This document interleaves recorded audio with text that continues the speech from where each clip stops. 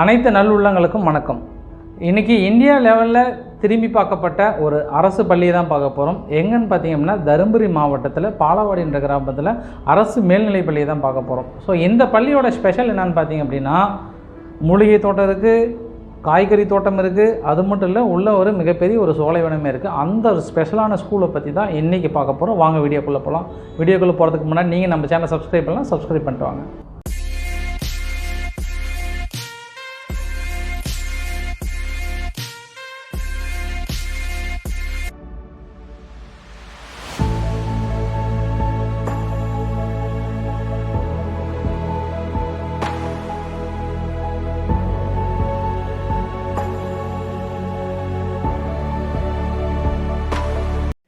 என் பேர் சங்கர்.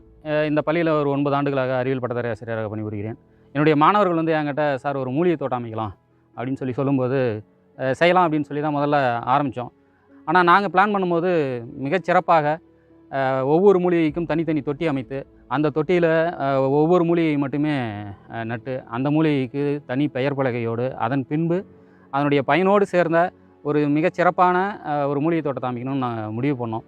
இப்போ corona lockdown போட்டாங்க, அதனால நாங்கள் 6 மாதமாக வீட்டில் தான் இருந்தோம். அப்போ என்ன பண்ணுறது, வீட்டில் சும்மா தான் இருந்தோம். படிப்பை தவிர நாங்கள் வேறு எந்த வேலையுமே செய்யலை. அதனால் நாங்கள் யூஸ்ஃபுல்லாக எதனா சமுதாயத்துக்கு செய்யணும், எங்கள் ஊருக்கு எதனா சொல்லணும் அப்படின்னு சொல்லிட்டு யோசித்தோம். அப்போ எங்கள் ஃப்ரெண்ட்ஸ் எல்லாம் சேர்ந்து மூலிகை தோட்டம் போடலாம் அப்படின்னு சொல்லிட்டு ஒரு முடிவு எடுத்து அதை எப்படி செய்யலான்னு சொல்லிட்டு எங்கள் சயின்ஸ் சார்கிட்ட கேட்டோம். ஆரம்பத்தில் ரொம்ப ஈஸியான வேலை அப்படின்னு தான் நாங்கள் நினச்சோம்.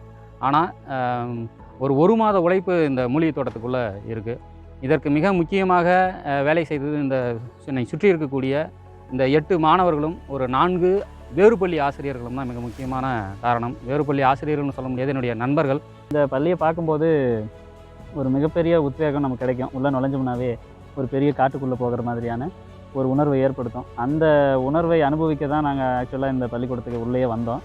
ஒரு அரசு பள்ளியில் மூலிகை பண்ணை அமைக்கணும் அப்படிங்கிற ஒரு எண்ணம் ஒரு அறிவியல் ஆசிரியருக்கு வந்ததில் ரொம்ப சந்தோஷம். அவர் கூட சேர்ந்து பயணித்தது மிகப்பெரிய ஒரு அனுபவத்தை எனக்கு கொடுத்தது, என்னோடு இணைந்து பணியாற்றிய அனைத்து ஆசிரியர்களுக்கும் கொடுத்தது. அந்த நண்பர்களுடைய ஒத்துழைப்பாலும் இந்த 8 மாணவர்களுடைய உழைப்பாலும் இந்த தமிழர் தொன்மரபு மூலிகை பண்ணை அப்படிங்கிற ஒரு மிகப்பெரிய ஒரு பிரம்மாண்டமான ஒரு மூலிகை பண்ணை அமைந்துள்ளதை நான் ஒரு சாதனையாகவே பார்க்குறோம். அதுக்கு முதல்ல ஆசிரியர் சங்கர் அவர்களுக்கு மிகப்பெரிய நன்றி. இது முதல்ல ஆரம்பிக்கும்போது நம்ம ஈஸியாக இதை செஞ்சிடலாம், நம்ம ஊரில் கிடைக்கிற மூலிகைகளை வச்சு நம்ம இது ஈஸியாக கலெக்ட் பண்ணி நம்ம வச்சிட முடியும் அப்படிங்கிற எண்ணத்தில் தான் இதை ஆரம்பித்தோம். ஆனால் அதுக்கு பின்னாடி தான் தெரிஞ்சது இது 1 மாத உழைப்பு. அது செஞ்சவங்க எல்லாருக்கும் தெரியும், அது உங்களுக்கு தெரியணுங்கிறதுக்காக தான் இதை சொல்ல போகிறோம். அது ஆங்கில மருந்தாலேயே தீர்வு சொல்ல முடியாத நிறைய நோய்களுக்கு நம்மளுடைய மூலிகைகள், பாரம்பரிய மூலிகை மருந்து தான் தீர்வு சொல்லியிருக்கு. அதனாலையும் போட்டோம். அது மூலிகையினால நிறைய பயன் இருக்குது. வர வர மூலிகைகள் அழிஞ்சிட்டே வருது. இதை யாருமே இதில்லை. அரிய மூலிகைகளை தேடி நாங்கள் ஆழியாறு, சிதம்பரம், மேட்டூர் போன்ற இடங்களுக்கு தேடி அலையும் போது நிறைய மூலிகைகள் எங்களுக்கு கிடச்சிக்கிட்டே இருந்தது.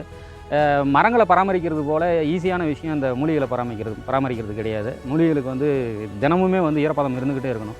சில மூலிகைகள் நிழலில் வளரணும், சில மூலிகைகள் கொடி வகையாக இருக்குது, சில மூலிகைகள் மர வகையாக இருக்குது, சில மூலிகைகள் செடி வகையாக இருக்குது. ஒவ்வொரு வகைக்கும் தனித்தனி தொட்டிகள் அமைத்து அதற்கான இயல்பை தகுந்த மாதிரி வேலியோரம் எந்தெந்த மூலிகைகளை நடணும்னு சொல்லி பிளான் பண்ணி அழகாக நாங்கள் பிளான் பண்ணி வச்சுருக்கோம். எல்லா மூலிகைகளுக்குமே தனித்தனி பெயர் பலகை வைத்திருக்கோம். அதனுடைய பயன்களையும் அதிலேயே வச்சுருக்கோம். யார் உள்ளே வந்தாலும் அந்த மூலிகையினுடைய பெயரை அறிந்து கொள்ளலாம், அதனுடைய பயன்களையும் அறிந்து செல்லலாம். இது அனைவருக்குமே பயனுள்ள வகையில் இது அமையும். என்னால் தினமுமே இந்த பள்ளிக்கு வேலை செய்ய முடியல அப்படின்னா கூட எங்களுடைய மாணவர்கள் இங்கே அருகருகிலே வீடு இருக்கிறதுனால தினமும் பராமரிப்பு பணியில் மேற்கொள்கிறதுனால வைத்த அந்த 133 மூலிகைகளும் இப்போ வரைக்கும் கடந்த 2 வாரங்களாக வாடாமல் மிகச்சிறப்பாக வளர்ந்துக்கிட்டு இருக்குங்கிறது எனக்கு ஒரு பெருமையான விஷயமா தெரியுது. என்னோட பேர் ராஜலட்சுமி. நான் லக்ஷ்மி நாராயணா காலேஜில் 3rd இயர் படிச்சுட்டு இருக்கேன், கெமிஸ்ட்ரி டிபார்ட்மெண்ட்டு. நான் இந்த ஸ்கூலில் படித்த ஓல்டு ஸ்டூடெண்ட்டு. இப்போ இந்த கொஞ்ச நாள் அந்த கொரோனா லாக்டவுனில் கொஞ்ச நாளில் மூலிகை தோட்டம் அமைக்கிற ஐடியா வச்சுருந்தாங்க. அதில் நானும் காலையில் 9 மணிக்கு சாயந்தரம் 5 மணி வரைக்கும் என்னால் முடிஞ்ச வேலையை நாங்களும் செஞ்சுருக்கோம். என்னோடய பேர் ஆர்த்தி. நான் இந்த ஸ்கூல்லேருந்து முடிச்சுட்டு 3 வருஷம் ஆயிடுச்சு. இப்போ லக்ஷ்மி நாராயணா காலேஜ்லேருந்து 2nd இயர் படிச்சுட்டு வரேன். ஒரு அரசு பள்ளியில் மூலிகை பண்ணை அப்படிங்கிறது இங்கே தான் சாத்தியமாயிருக்கு. அது எப்படின்னா இந்த மாணவர்களால் இதுக்காக உழைச்சவங்களால மட்டும்தான். பொருளாதார உதவி அப்படின்னு பார்த்தீங்கன்னா கிட்டத்தட்ட ஒரு ரூபாய் 60,000 மதிப்பில் உள்ளே இருக்கக்கூடிய அந்த தொட்டிகள், மூலிகைகள், இந்த வேலி இதற்கெல்லாம் ஒரு 60,000 ரூபாய் செலவானது. இது அனைத்தும் எனது நண்பர்கள், முகநூல் நண்பர்கள் அனைவரும் வந்து ஆளுக்கு கொஞ்சம் கொஞ்சமாக பணம் கொடுத்து உதவுனாங்க. அவங்களுக்கு இந்த நேரத்தில் நான் வந்து நன்றியை சொல்லிக்கிறேன். சுற்றி வந்து இரும்பு வேலி அமைத்து, தனியாக நுழைவாயில் அமைத்து, 133 மூலிகைகளுக்கும் தனித்தனி தொட்டி அமைத்து இந்த மூலிகை பணி அமைச்சிருக்கோம்.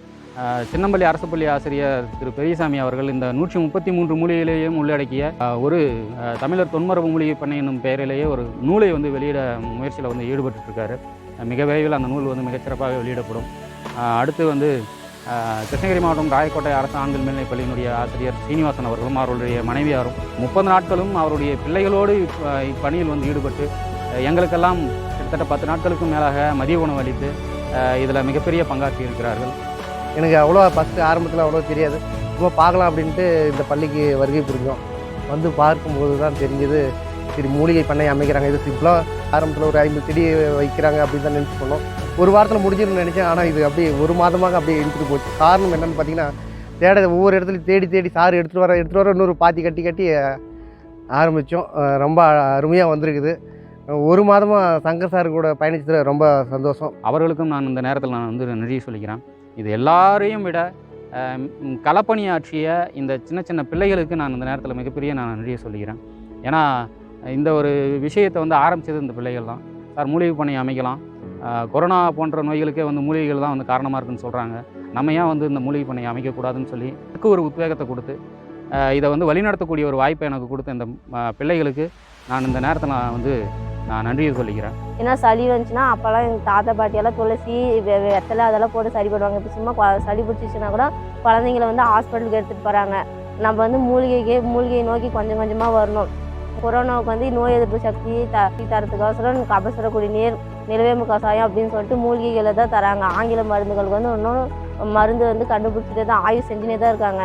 இப்போது மக்களுக்கு வந்து இப்போ கொஞ்சமாக உதவியாகிறது நம்மளுடைய மூலிகைகள் தான்.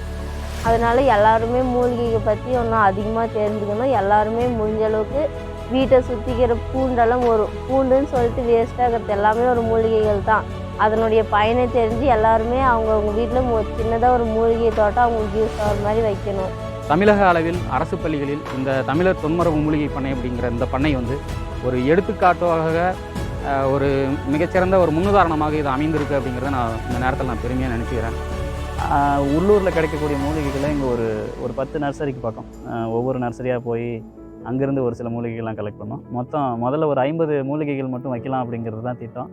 ஆனால் மூலிகைகளை கலெக்ட் பண்ண தான் இது 100 தாண்டிடுச்சு. இப்போது இந்த மூலிகை பண்ணையில் கிட்டத்தட்ட 133 மூலிகை தாவரங்கள் இருக்குது.